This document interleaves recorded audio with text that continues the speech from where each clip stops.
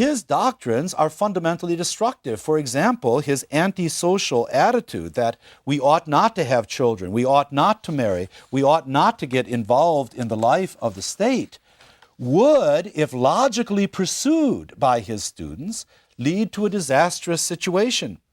Epictetus says, in the name of God, I ask you, can you imagine an Epicurean state? That is, a society in which everybody was an Epicurean. One man says, I don't marry. Neither do I, says another, for people ought not to marry. No, nor have children. No, nor perform the duties of a citizen. Remember Epicurus's line, withdraw, live quietly, don't get involved in politics. And what do you suppose, asks Epictetus, will happen then? Where are the citizens to come from?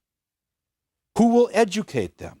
Who will be the superintendent of the Ephebi, the military school? Who will be the gymnasium director? He says, your doctrines are bad, subversive of the state, destructive to the family, not even fit for women. Drop these doctrines, man. You live in an imperial state. It is your duty to hold office, to judge uprightly, to keep your hands off the property of other people. He tells Epicurus, and of course he's really telling his students, look for doctrines consistent with these principles of conduct, doctrines that will enable you to refrain gladly from matters so persuasive to attract and to overpower a man. The purpose, in other words, of Epictetus attacking other schools, such as the academics or the Epicureans, is to protect his students from bad thinking and bad morals.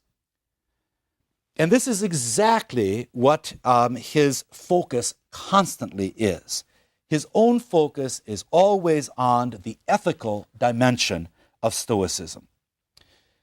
Stoicism, as we find it in Chrysippus, distinguishes between logic and physics and ethics, these three great subjects of philosophical theory. Epictetus, in contrast, organizes his training, not theory, but training, ascesis, around three areas of practice, as we see in Book 3, Discourse 2. He says there are three topoi, three subjects in which the man who is going to be good and excellent must first have been trained. And the word here is the word ascesis, or training. I can't emphasize this enough because what we are talking about is not learning ideas, but repetitive behavior, learning certain practices which are embodied. And so that's the difference between learning and training. The first of these has to do with the management of desires and aversions, never to desire that which is unattainable and never seek to flee that which is unavoidable. In other words, the very first thing that one must train oneself in is the control of feelings, emotions, and the passions. The second subject, or topos, is the management of choices, learning how to act appropriately in different circumstances, knowing what one's duties are in relationship to others in society. The third subject, or topos, is the one that has to do with the mind above all. It is the controlling one's assent so that error and impulse are avoided. Here is the practical dimension of epistemology, or logic, to determine what is real and not real. Logic helps us understand our world and take our role in it. The problem with his students is that they want to skip over the first stage and the second stage and get to that third stage without having passed through the first two. And the reason is, of course, is that the first two are very difficult because it's not simply understanding, it's actually learning how to do it over and over again. Epictetus says, this third stage belongs only to those who are already making progress. It has to do with the element of certainty in matters which have just been mentioned, so that even in dreams or in drunkenness or being taken unawares, a man may not be confused or mistaken by the appearance of a mistaken sense impression. So this is a more sophisticated level of progress. But, he says, philosophers nowadays pass by the first and second fields of study and concentrate upon the third, upon arguments which involve equivocal premises, which derive syllogisms by the process of interrogation, which involve hypothetical premises and sophisms like the liar.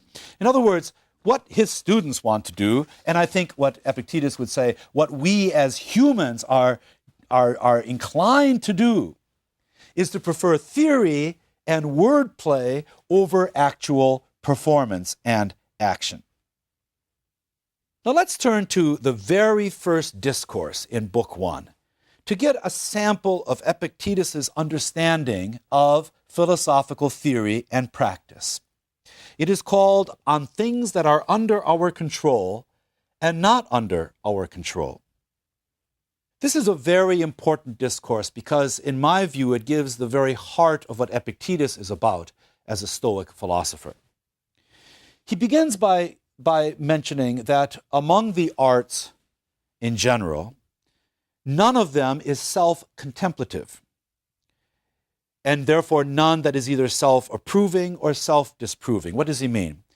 He takes the example of grammar. Grammar tells me whether or not I'm writing properly, but grammar is not in a position to say whether or not I should be writing or should be doing this. It's the same thing with the art of music.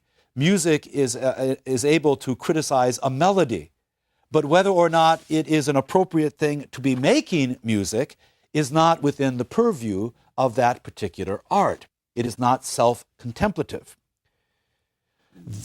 What is it then, he says, which does both know itself and is able to judge every other art?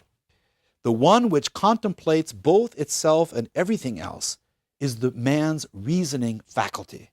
For this is the only one that we have inherited, which will take knowledge both of itself, what it is, and of what it is capable, and what a valuable gift it is to us, and likewise all the other faculties.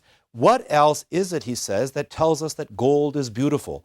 Gold does not tell us that it is beautiful. It is our reasoning faculty that reaches that deduction. Now, Epictetus says that it is fitting that the gods have placed under our control only this most excellent faculty of all, and that which dominates the rest, namely the power to make correct use of external impressions. This, in fact, we will see in our next session, is for Epictetus part of the divine within us.